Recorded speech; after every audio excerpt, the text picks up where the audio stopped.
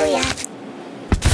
Первобытные люди ни в каких богов не верили, потому что были слишком тупые и интересовались только простыми вещами. Типа, когда быть пожрать, как трахнуть самку и чтоб самого никто не съел. Хотя, конечно, и много их удивляло. Огонь там, молнии, вот это все. Потом они немного типа развились, и у некоторых появилось свободное время. Эти некоторые оглянулись и такие: нихуя себе, куда мы попали? Интересно, кто все это сделал, а? И они такие придумали себе богов. Ну, потому что науки тогда еще нихуя не было, и никто не мог им объяснить, что такое солнце, гравитация, круговорот воды в природе и вообще. Опять же смерть. Не хочется же верить, что любимый родственник отправится на корм червям, да и сам ты скоро станешь перегноем. И хлоп, возник загробный мир, концепция души, и сразу как-то стало легче жить. Ведь человек теперь не просто мыслящее мясо, а лишь сосуд, вмещающий бессмертное невидимое нечто. На этой теме, ясен хуй, откуда ни возьмись, возникли шарлатаны, которые внезапно знали лучше всех, что хотят боги, и сами с ними были просто в корефанских отношениях. А боги, как оказалось, хотели, чтобы их представителям построили дома побольше, а также дали девственниц, еды, бухла, бабла и уважухи. А обыкновенным людям все это потом зачтется, после смерти. И так удачно все придумалось, что обещать ведь можно что угодно. И еще никто оттуда не вернулся и не рассказал. Мол, так и так, наебка, все и нет там ничего. Так что поперло, да еще и как. И главное внушили, чем здесь живется хуже, тем лучше будет там. Так что страдайте, блять. А чтоб сомнений больше ни у кого не возникало, решили эти шарлатаны, что надо взять ответственность за воспитание людей. Чтоб думали они поменьше, а работали побольше. И чтоб не пиздели. Всякие там цари не особо интересовались мыслями народа. Плати налоги, не бунтуй и хуй с тобой, живи как знаешь. А этим, понимаешь, надо знать, что ты подумал о соседской дочке, и крамольного не ляпнул ничего. И вообще какой-то тот вон слишком умный, надо его сжечь. И эту тёлку тоже.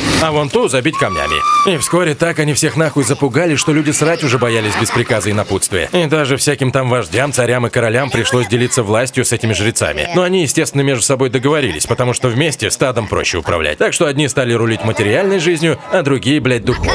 И пиздец, народ попал. Получился прям конвейер, выпускающий рабов. Это особо даже не скрывалось, типа «Здравствуй, божий раб». И так оно тянулось, блядь, тянулось и тянулось сотни лет. Однако ведь за всеми уследить не получается. И вот то там вдруг в телескоп какие-то злодеи смотрят, то тут изобретают самолет, комбайн, турбину и ракету.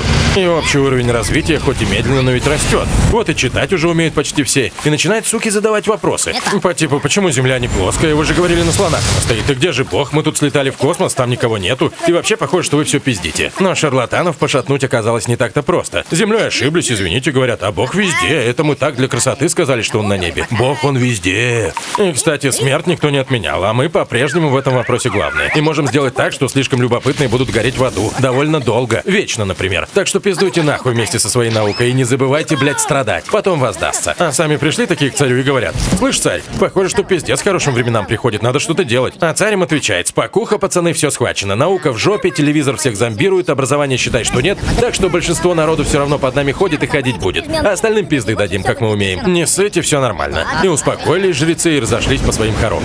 А царь сел, посидел, подумал и вдруг как начал молиться. «Эй, Бог, — говорит, — подскажи, что делать-то? Реально ведь пиздец наступает хорошим временам. Помоги нам, сука, не молчи!» А его вдруг молния как ёбнет. Да так, что даже пепла не осталось. И непонятно, то ли ответ это был, то ли просто явление природы.